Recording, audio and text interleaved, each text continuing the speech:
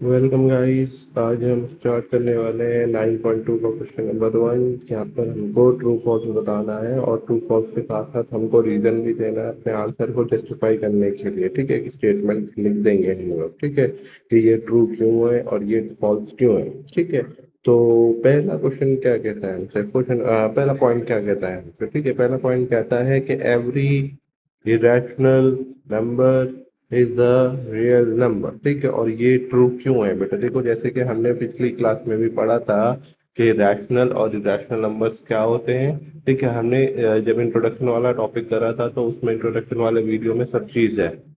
ठीक है, तो हमने वहां से निकाल सकते हैं ये ट्रू है बेटा। क्यों है true? Two irrational number define करे गए हैं कि हम उनको पी वाई क्यू की फॉर्म में नहीं लिख सकते हैं। ठीक है, जहां पर क्यू बराबर नहीं होता और पी क्यू आर इंटीजर्स होते हैं। ठीक है, ये और इसके साथ साथ रियल नंबर क्या होता है।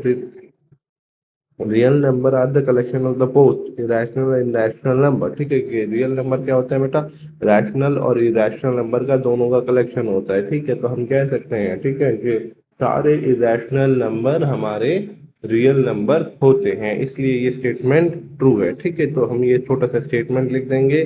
ठीक है, इस तरीके से ये बन जाएगा ये। ठीक है बेटा। ठीक है, फिर सेकंड पॉइंट क्या कहता है। सेकंड पॉइंट कहता है every point on a number line is of the form under root.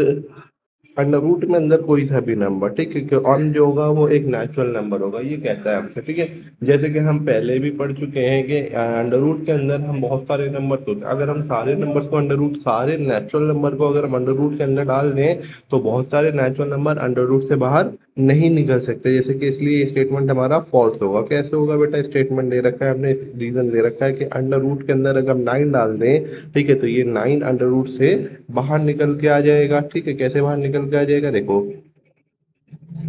Under root 9 is equal to, क्योंकि हमको फैक्टर बनाना होता है, फैक्टर बना के थ्री थ्री का पेयर बाहर निकल गया तो ये थ्री बाहर निकल जाएगा। लेकिन उसी तरीके से अगर हम अंडर रूट टू अगर हम अंडर रूट टू को रूट के अंदर रखेंगे, टू को अंडर रूट के अंदर रखेंगे तो वो बाहर नहीं आएगा। उसका एग्जैक्ट नंबर क्या होगा, ठीक है, 1.414 dot dot dot dot dot. ठीक है, जो कि एक नेचुरल नंबर नहीं है, क्योंकि नेचुरल नंबर्स में क्या आते हैं, पूरे नंबर आने चाहिए, डेसिमल्स वाले नंबर नेचुरल नंबर नहीं होते हैं। इसलिए बेटा हंड्रेड सारे नेचुरल नंबर, ठीक है, सारे नंबर्स अगर हम अंडर रूट के अंदर डाल दें, ठीक है, और वो अंडर रूट के बाहर नहीं निकल सकते, इसलिए ये स्टेटमेंट फॉल्स होगा हमारा। ठीक है, फिर हम बात करते हैं थर्ड वाले की। थर्ड वाले ने क्या कहा है कि every real number is a rational number. देखो, देखिए, पहले वाले का कन्वर्स है। पहले वाले में क्या कहा गया था कि सारे रैशनल नंबर रियल नंबर होते हैं। ठीक है, ये कहा गया था। लेकिन इसमें क्या कहा गया है, इसमें कहा गया कि सारे रियल